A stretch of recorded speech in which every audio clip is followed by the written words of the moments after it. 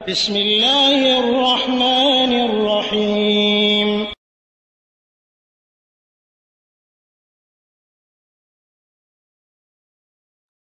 ওয়ালাইকুম আসসালাম রহমতুল্লাহ বরকাতুল্লাহ রয়েছে 6940। দিনী ভাই, আপনি জানতে চেয়েছেন যে অজু করার পরে মসজিদে গিয়ে যদি কেউ 5-10 মিনিটের জন্য ঘুমিয়ে যায় তাহলে কি তার অজু ভেঙে যাবে, বিষয়টি জানতে চেয়েছেন। এ বিষয়ে আমরা বলবো যে ঘুমের প্রকৃতি, ধরন, এগুলির ওপরে ব্যাখ্যা বিশ্লেষণ করে আমাদেরকে বিধান দিতে হবে। তবে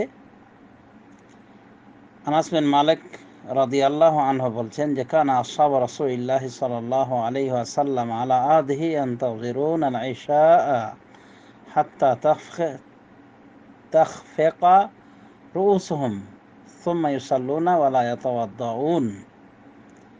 আখরাজাহু আবু দাউদ ওয়া সাহাহু আদ-দারকুতনি ওয়া আসলুহু ফি মুসলিমিন ওয়া আখরাজাহু তিরমিজি ওয়া ফীহি ইউকাযুনা লিস-সালাতি وفيه حتى إني لأسمع لأحدهم غطيطا ثم يقومون فيصلون ولا يتوضؤون। এই হলো হাফিজ ইবনে হাজার রহমতুল্লাহ আলাইহির বুলুগুল মারাম এবং তার ব্যাখ্যা গ্রন্থ সুবুলুস সালাম থেকে নেয়া হাদিস। আনাস বিন মালিক থেকে বর্ণনা হয়েছে, তিনি বলেন যে রাসূলুল্লাহ সাল্লাল্লাহু আলাইহি ওয়াসাল্লামের সাথীগণ, সাহাবীগণ তার জামানাতে তারা সালাতুল এশার অপেক্ষা করতেন, এমনকি তাদের মাথা ঝুঁকে যেত মানে ঘুমের কারণে। সুম্মা ইউসাল্লুনা, অতঃপর তারা নামাজ পড়তেন, ওয়ালা ইয়াতাওয়াদ্দাউনা, এবং ওযু করতেন না। হাদিসটিকে আবু দাউদ বর্ণনা করেছেন এবং ইমাম দারাকুতনি তার সুনান গ্রন্থে সহিহ বলেছেন। আর হাদিসটির মূল সহিহ মুসলিমে রয়েছে। আর হাদিসটিকে তিরমিজি বর্ণনা করেছেন, তবে তার বর্ণনায় এতটুকু বাড়তি রয়েছে, ইউকাযুনা লিস-সালাতে, তাদেরকে জাগানো হতো সালাতের জন্য। মানে তারা এমনভাবে ঘুম দিত বসে থেকে যে তাদেরকে জাগানো হতো সালাতের জন্য, অথবা বলা হতো যে উঠো, সালাতের একামত হচ্ছে। হ্যাঁ, অনুভাবে তিরমিজি শরীফের বর্ণনা এটাও এসেছে যে আনাস বিন মালিক বলছেন, হাত্তা ইন্নী লা আসমাউ লি আহাদিহিম গাতীতান, এমনকি আমি তাদের একজনের নাকের আওয়াজ শুনতে পেতাম। মানে ঘুমের ঠেলায় নাকের আওয়াজ বের হতো, নাক দিয়ে আওয়াজ বের হতো। সুম্মা ইয়াকুমুনা, অতঃপর তারা উঠে দাঁড়াতেন, ফায়ুসাল্লুনা, এবং নামাজ পড়তেন, ওয়ালা ইয়াতাওয়াদ্দাউনা, এবং তারা ওযু করতেন না। তো এই হলো হাদিস।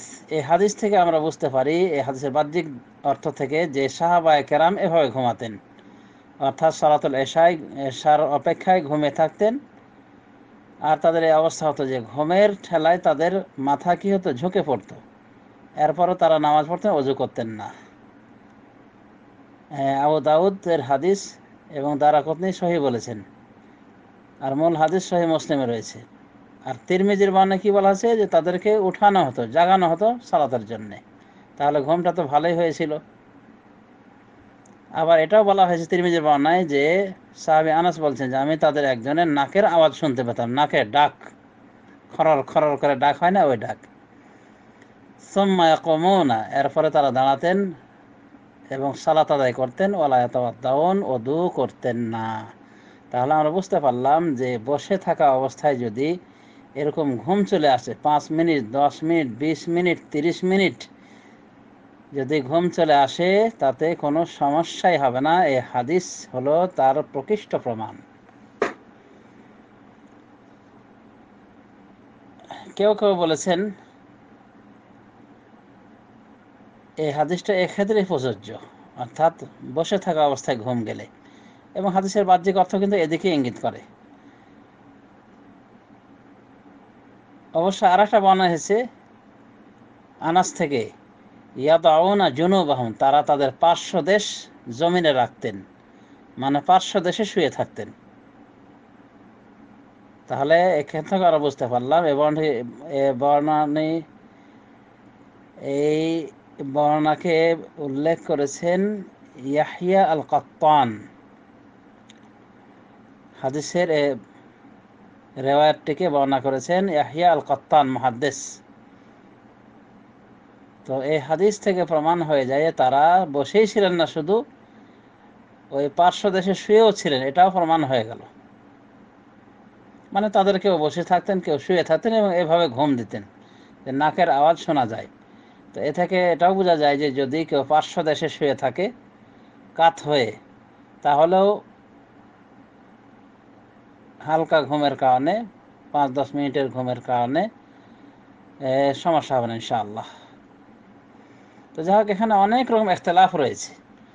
তো বেশ কিছু ওলামা দ্বীন এদিকে গিয়েছেন যে এই জাতীয় ঘুম হালকা ঘুমের অন্তর্ভুক্ত, মানে নিজেকে নিয়ন্ত্রণ করা যায় ওই বসে থাকা অবস্থায়, অনুরূপভাবে এক সাইডে শুয়ে থাকা অবস্থায়।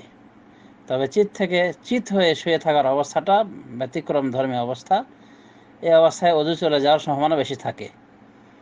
তো যদি নিশ্চিতই অজু ভাঙ্গার কেউ সাক্ষী দেয় তাহলে তো অজু ভেঙে গিয়েছে। তাছাড়া এইভাবে হালকা ঘুমে, বসে থাকাকালীন ঘুমে 5 মিনিট, 10 মিনিট, 20-30 যাই হোক না কেন, এই ঘুমের কারণে অজু ভাঙবে না। কারণ সালাফে সালেহিনের ভাঙ্গেনি, সাহাবায়ে কেরামের ভাঙ্গেনি, তো আমাদের ভাঙবে কেন?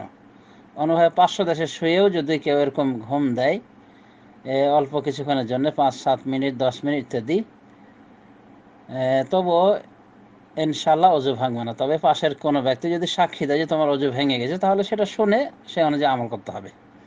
আশা করি বুঝতে পেরেছেন বিষয়টি। ওবিল্লাহি তৌফিক, ওয়া সাল্লাল্লাহু আলা নবিয়্যিনা মুহাম্মদ।